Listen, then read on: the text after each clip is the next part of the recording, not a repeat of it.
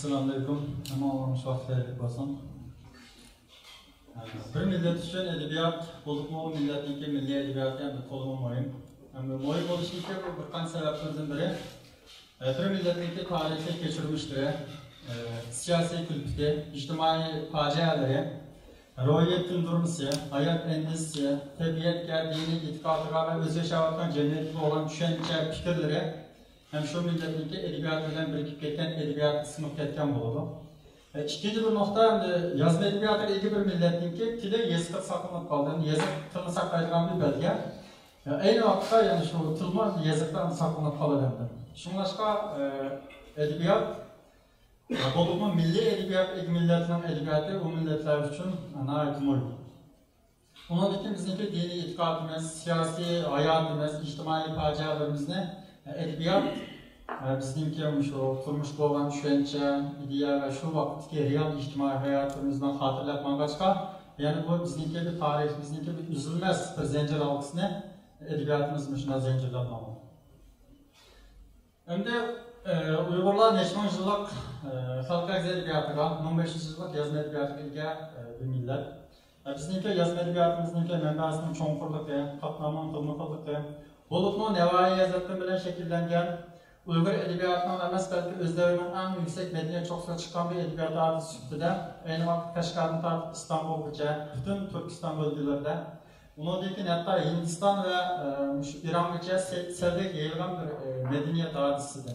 Ey devirde, Nevai'nin devirlerde ve Nevai'nin şiirlerini okuş, eserlerini okuş, onu düşünüş ve onu taklit kılış, ey devirdeki bir medeniyetle ölçeğilen bir ölçeğinki bir sık aylanmalı. Yani şundak bir şallık bir edebiyat, egi bir milletinki, komünist işgaliyetininki, edebiyatinki, tarihi tarakkiyat kandağıldı. Biz de kısaca şunu kulağızda çıkımız. Uygur edebiyat tarihini bölge vakitte İslamiyet'in burunki yazma edebiyatımızın kadimki edebiyat tarihi, İslamiyet'in kim bozulmamış kutal bu bilik. Türk edebiyat tarihi olsun, Uygur edebiyat tarihi olsun, tunç İslami eser. Kutal bu bilikten keyinki 1920 yılımız doğan edebiyatımızda, Uygur klasik edebiyat devri. 1920 yıldan 49 kişi doğan devrine bugün zaman Uygur edebiyatı ve 1949'da bugün zaman Uygur edebiyatı yapmış o. Tört kategoriyaga, tört tarihi devri bölüşüp oldu.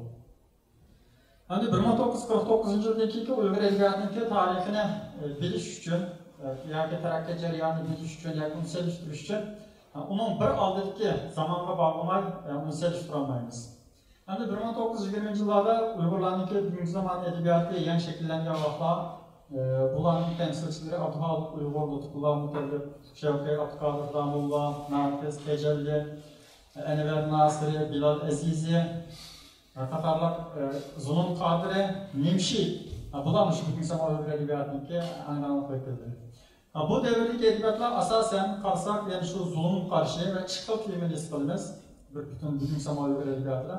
Birisi şu devirdeki zulümga, şu devirdeki Xitay hakimiyetininki Kuomintang devri olsun, yoki onun burun Manchu devri olsun, şu devirdeki başqaruş bo'lgan, hakimiyetli bo'lgan zulüm, onu ve başqarış. İkincisi, aynı devirdeki cedidçilik ve akartış etki. Bu devirden ait yaş eserler bağlılık geldi. Abduxoliq Uyg'urning O'ygan, Gazet-Bazar, Nimshiyatniki mesela bilim ishqida 28 yoshlarda yozgan she'ri. Undan bitta Lutfullo Mutallibniki dramaları, Samsaka kampaylaydı. Undan filyatolları, Yıllarga javob, Xiyolchandlar qatorli eserlar mush davrlarda yozildi. Ondan ki Lutfullo Mutallib'den başka Abdülhamid Ötkürman bu devirde yaxshi bir ijodiyatni o'ziniki yeshining kichikligiga bakmay, aynı devirdeki bugün zaman Uygur edebiyatıga bekirlik bir turkum kısır şiirlarni, mesela Çıldan Xorzundek, Uçuraşkanları bir turkum nadir şiirlerini mush davrlarda yazıp kaldırdı. Ondan başka Ahmet Ziyayi'ninki eserlerimi, mesela To'zmas Çiçekler, onun dinki Ladakh Yolu Karvan degan sayohatnomasi, bu eserlerimi şu devrdeki bizimki asasen xalqning tarafından zulümlere başlanan bir eserler oldu. Hem de aynı devrdeki xalqning zulmini anlatgan bu eserler 1949 yıldaki bir qanday bir fojia bo'lgan vaqtda bugungi zamon Uygur edebiyotini hatta ikki nuqtaga yoki ikki parcha she'r bilan xuloslash tamamen mumkin. Bunun birisi ayni vaqtdagi yangi hayot dizini chiqargan va tayyorlagan Qutb Shawqining agar Xudo bersa qilishga istab unga buyursan, o'z xalqning bo'ynidan qulluq kishining zanjirini. Yer qarabken elbette kavlamla olsun o kılıç görmüşsün Şevki özü kulluk takdirini. Yer bir yerde bir kulluk mehkum olan bir elninki ahızarın oldu. Yani birisi olsa özünki en ahirki hayatıda turmetallarını tutup yazgan Eniver Nasır'ın Ecel aldılar diye meşhur şiiri. Akargan yüzkiligan baş kuyulgan yaş, kesilgen baş çuğulgan çaş türülgen kan. Tutulgan kan türülgen muş kirişken çiş, tutmaz gazet bizim olup çıktı bu hocam. Yani o devir yaşayan şehirlerimizin hepsi asasen bilgiler şu Xitay hakimiyetleri tarafından öldürülgen. Mesela Abdülhamid Uygur 1936'da katla kılındı. Abdülhamid'den olan Uygurların kollarını suikast kılındı. Lütfullah Mütellik o Gomindan tarafından asıllardı. Veşiler ki öldürüldü. 7 parçalı bölünüp çocuk otalara kömürtüldü. Şevki, Memkule, Kutlar, Kaşkar, Yağlar türlüsü de aciyeler ki öldürüldü. Ve bunun aman karan fakat Nemşehir'den şu Ahmet Cahil Abdülhamid Uygur. Lakin bularını keyingi devirlerde ne edecek cepalarını tarttı. Hem şu devirde xulasıga vakitte mundaq bir narsa var. Bizning keyingi editörümüzden şu yazgıçlardan ve ayni devirdagi neşriyatdan shug'ullanganlarni mundaq ikki misralardan xulosalab o'tamiz. Muharrir qalam egisi vicdan, meddasi 5 barmoq, tahrir joizlidan.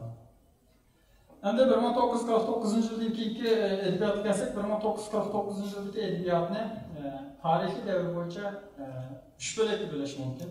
Bunun birisi 1949 yıldan Medeniye Zor Inqilobi dediğimiz baloyafat kishi bo'lgan bir orliq 17 yillik edebiyot. İkincisi 1966 76 yillarda Medeniye Zor Inqilobi devrindagi bir edebiyot. Ondan keyin 76dan keyin kunimizgacha bo'lgan bir edebiyot.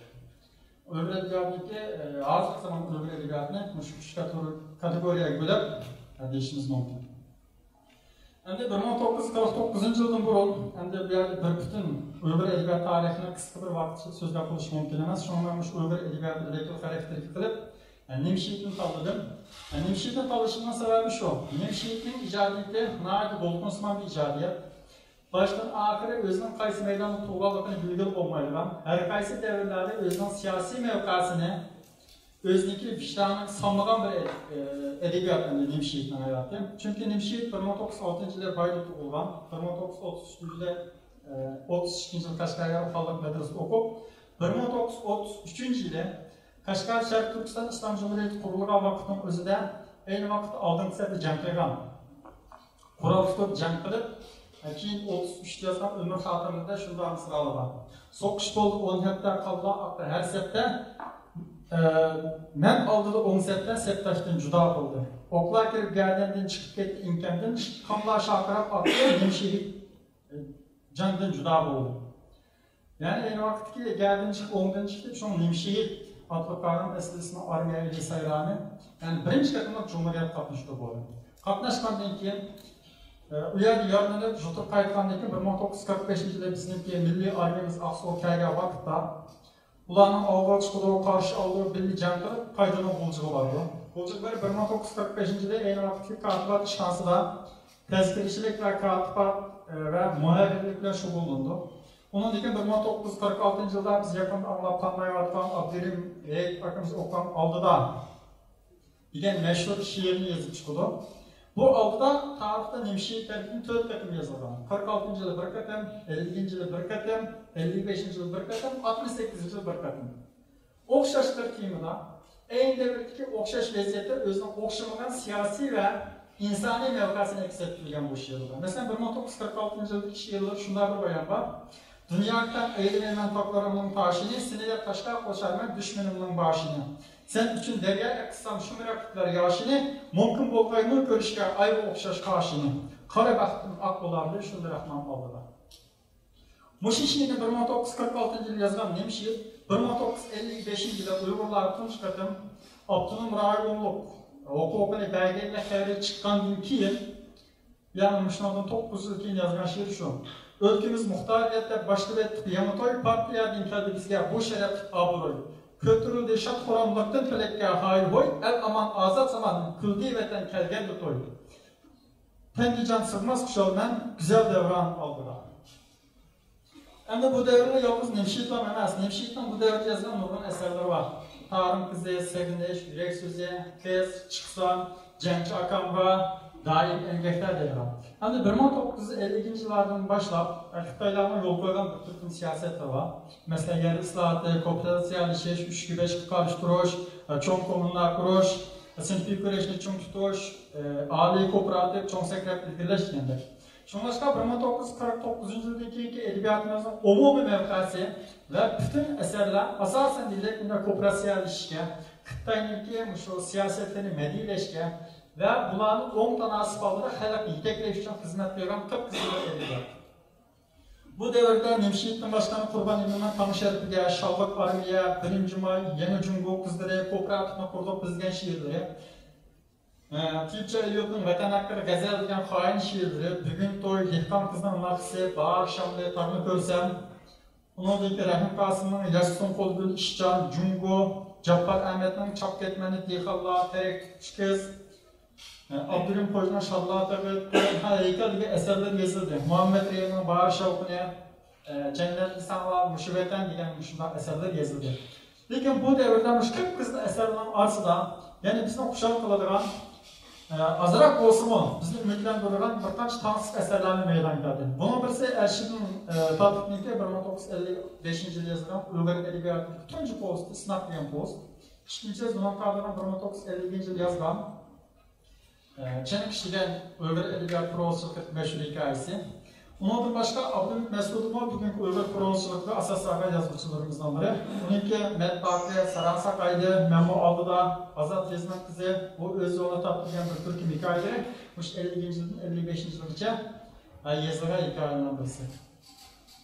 Ondan keyin shu jismidan tortib ismigacha, bedanlik tupgacha shu qizil odamlarning bir qanchasi Uyg'ur edebiyotida. Bunun birisi shu Qayyum Turdi. Bir umr hayotini qizil asarga bag'ishlagan. Bütün Oksechkin'in ismi tanınan nargıcık eserlerini yazdı. 8 yıl Abdülhamid yazmışlar cemiyeti reisi olup. Bununki şu Kızıl Tuzluk Şepker diyen tunç hikayesi mi? Ben şu devirden yazarım.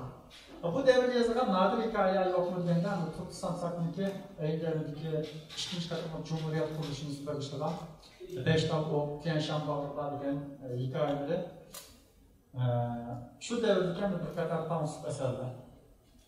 Ondan başka bu devirde şu bir ecvi şiir yazış, şairler sınayet mod oldu. Boluklar başta düşken kapita, kuluplarla kabin, balakta kırıklık ölümü, san başlığının geç aşkalar idare kılıç doğrusu acayip bayan, bir muhtem gördüğüme diyen bir türküm şu isil ecvi şiirler müştevir yazıldı. Lakin bu da siyasi hakimiyet mesaftan bilir. Fakat şu siyasi hakimiyet aslında başkuru atkallarının ki müstebitlikine yoki siyasi hakimiyet karşı bir narsa yazılmadı. Lekin bu devirde bizni birdan bir o'xshab qilgan narsa Ahmet Ziyoyiniki ikki eseri. Ahmet Ziyoyinning birisi ilmiy obidlarimiz Yusuf va Mahmud degan pasajida Mahmud Tashqari bag'ishlangan bir dostoni bor.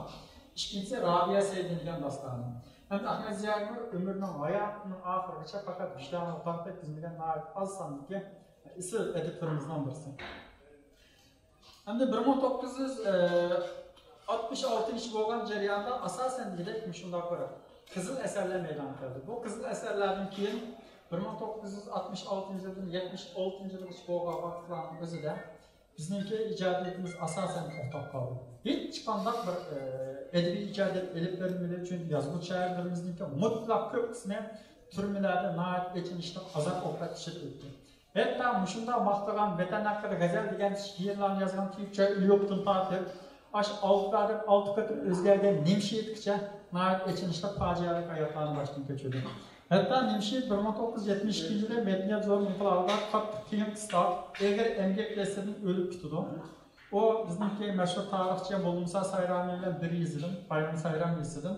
Uning vasiyati shu. Men faqat Bo'ldimsa Sayroniyninki bir qabrasini yana qo'ysam degan bir vesiyet bilen ayağıyla ve kızıyla bunu kalarsa katıp ektivatla vakitinin özü de aynı vakitte kızıl mintonlar bu ses güzelliğindeki cesti bırakıp bulgaydı da cesedini 8 parçalı bölüp hem de şu yolun boyunca nimeden kırılan dövle koydu mu? Aşk kırılan arsa kömbet gerekten bir rivayet var.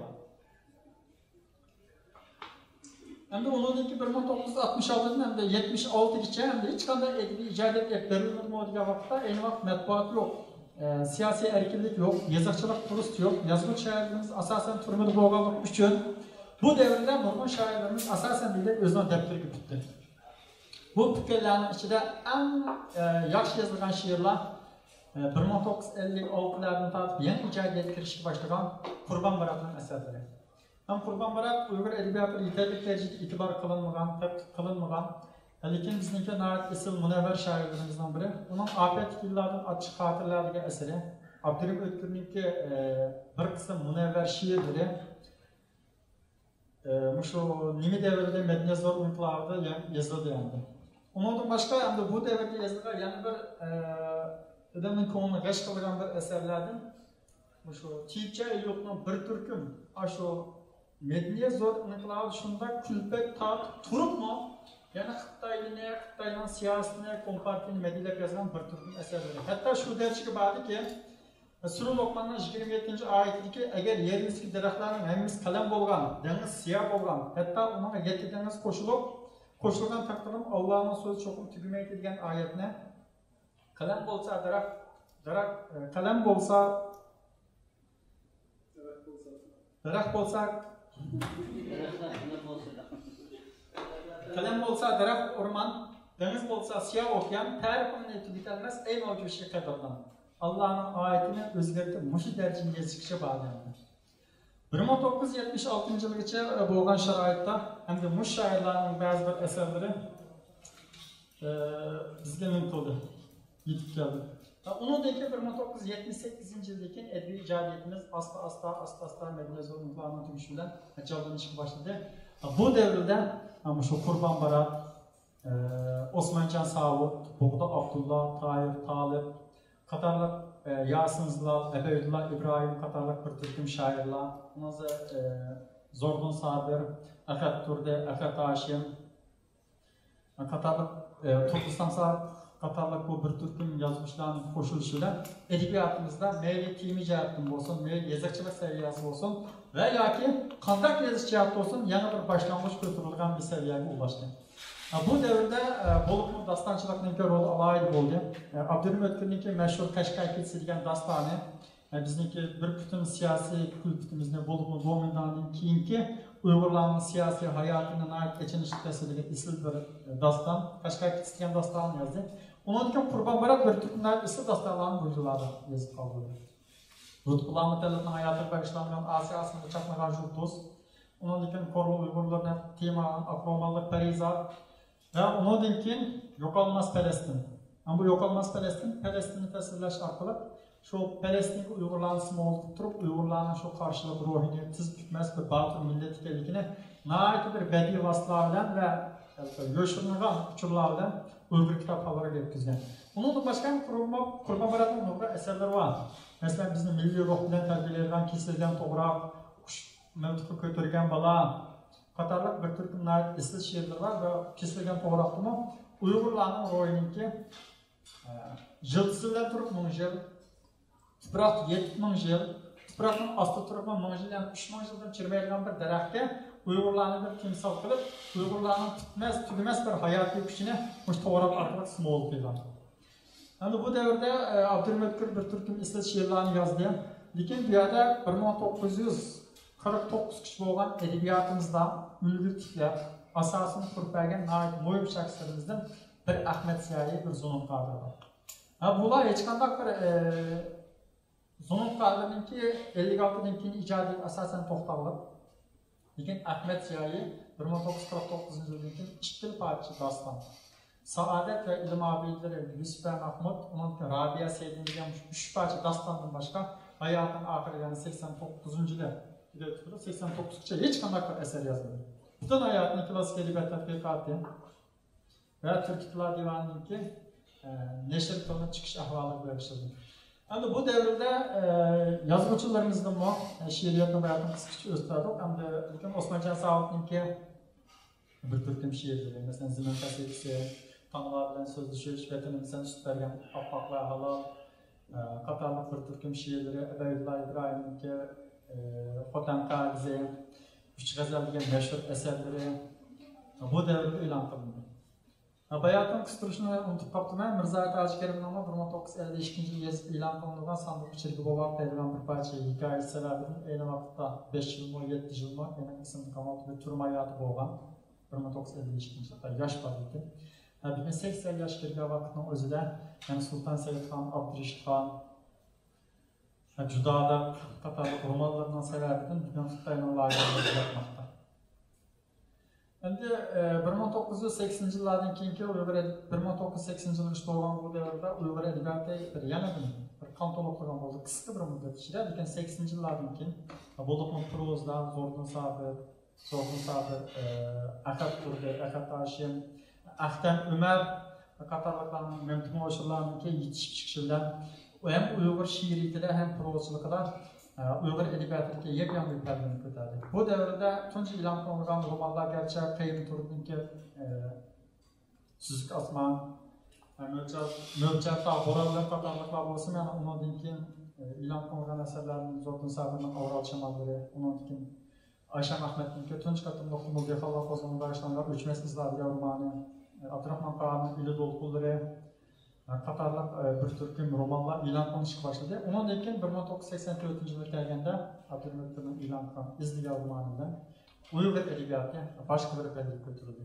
Lekin bu vaqt hikoyachilik cho'rgan vaqtda Parachilarninki Zo'rdin Sabirning bir turkum hikoyalari bo'lib, ilk to'pliq yo'l unutmayman Gulsara, Archapurgan postlar, bo'sh kelma turpallar, do'lan usuli, jigillar pichirlaydi, ilk to'pliqlar qatorliq nadir hikoyalari bilan ve Uyghur edebiyatındaki tragediyak en bay yazgıcı Ahtam Ömer'ninki bir turkumlar ısıl posteri yani mışıllar tutlak etken göl, kıyamet kalgan sahra, zımın kara ademlerimge kumluk titravatı katarlap yani şu bir turkum ısıl posteri mışı devri meydan geldi. Yani bu devirde Mehmet Moğuşlu'nunki Ayıkan, Musafirlar Kalkıda, Kömür, Saran, Ney, Avazi, Dağ, Kırlık, Sakan, Burk Mecrası katarlap bir turkum eserleriyle Uyghur edebiyatı mevcut ticaretin felsefesi yanılmalı. Endi Uyg'urlarning hech qanday bir siyosiy kafolati yo'q bo'lgan bir avval aslida Uyg'urlarning qo'li ilgari oxir qolgan narsa 2010-yilgacha yoki 2015-yilgacha 23 yerlik nashriyat va 23 yerlik jurnal va 11 nashriyat. Lekin bularni Uyg'urlar bilgan sandan cheklikki Ondan eserler koyulduğun, siyasi cihattan koyulduğun bulunma taleplerinin ait yüksek cihatlerde Uygurlar bir türküm naik isi yaxşı yazarlarına yazgıçılarımız şu siyasi ve ictimai sebepler tüpeyirden yazanları. Yani şunda olsun Uygur edebiyatında izgi okşar, Uygulangan zımını okşar, Sultan Burahan okşar, Uygurlarının bir bütün siyasi kültürünü rivayetleştirip anlatkan, kumbaskan şehri okşar, Mahmud Kaşkır'ga okşaş romanlarımız, keyingi devrede Anyurt'ga okşaş bir türküm eserlerini bizniki yazgıçılarımız özünki ölümlü közge elip durup yazdırsak herkes hoş olmalı. Olumlu 19 bazı matbuat çıkmadan şunday isli eserler var, biz ulan keyince torlarını okuduk mesela Hoca Muhammed Abdullah Karkaş'ınki Tohtu Kokan'dan çatın hikayeleri ve zulmet tutup bıraktıgan torladan kalgan eserler. Mesela bu eserler Uyghur edebiyatı mesela Avrupa'da Karayumurçuluk, Akamal Teala yoki Türkiye'lik eznesinin başka hikayelerden hiç kadar bir farklanmaydigan Uyghur edebiyatı belgelik bir tanışıklık, yeni kan, yeni renk bir aleyhinden nadir eserlerdi. Bunda eserler çıkmadı. Bizimki Nurgun şairlerimiz 80. yıllık doğan vaktinin özde asasen bildik Tahir Talip'den, Abdurrahim Ötkür'den, Ahmet Ziya'dan Zo'rdin Sabir'den başka yazgıçılarımızdan asasen bildik bir kelimeden bir dağ var. Bulunma Tahir Talip hayatı unutulup kaldı. Tahir Talip mu özünün hayatında isil şiirlerini yazgan. Bulunma şu Xeyr Yaşlı'dan, Süleyman Dua, Anlar Cahan Mahmut ile Vatandaş men, Öğlenmeymen, keyinki yazgan Öğlendim diye eserleri. Çünkü ben Adem diye şiirlerle Uyghur edebiyatına vicdani cihetten başka şair yazgıçıldım. Ruşen Faruk unutturdum. Hem 2012'de Türkmenistan Cumhuriyeti Milletler'de bizimki tonlara obzorçumuz Yalpıroz'da bir parça makalesi ilan kılgan. Bizim edeplerimizin üçün şeyler kıldı. Hem de bu şunda 1949 yılın 89 yıl çıkılan edepinin, hatta 95 çıkılan edepinin ne için ahir tınıkları, hesret ile tınıkallıklarını qanday vasiyat qoldirganliklarini, kasal qarayotganda o'lim oldida o'zining yaqin sabdoshlariga nima deganliklarini bir-birlab keltirib, Uyg'ur adabiyotidagi mushu Uyg'ur adabiyotini rivojlantirgan, yapmangan, yetaklab mangan, o'sha yetakchi qalamkashlarning zodi ko'p qismining, mutlaq zo'r qismining nima uchun pushaymon bo'lganligini bu xulosalab chiqqan yaxshi bir maqolasi. Ama bunun asosiy mavqe siyosiy maydonning aniq bo'lmasligi, haq maydonni chimqironmasligi, o'zining xatoligini davrga otib qo'yishlari qatorliq shunday bir alomatlar ko'rildi. Endi 2000 yillardan keyin Uyg'ur adabiyotida romanlarning soni bir ichki go'zallikning asosan bir 400 keyingi davrlar 2010gacha yetdi. Undan keyingi Xitoylarda bir mezgil Uyg'urlarda siyosiy jihatdan bosib bo'lganlik uchun Uyg'urlar shakllangan tor adabiyotimi 2015dan keyin asosan bo'ldi. Endi bu qisqa bir vaqt ichida Uyg'ur adabiyotining 70 yilligini xulosalab chiqish yoki qisqacha bayon qilish pek çok mumkiniyatga erishamidi. Bunun hozir vaqt munosabati bilan so'zlayman. Shuncha ko'pchilik rahmat.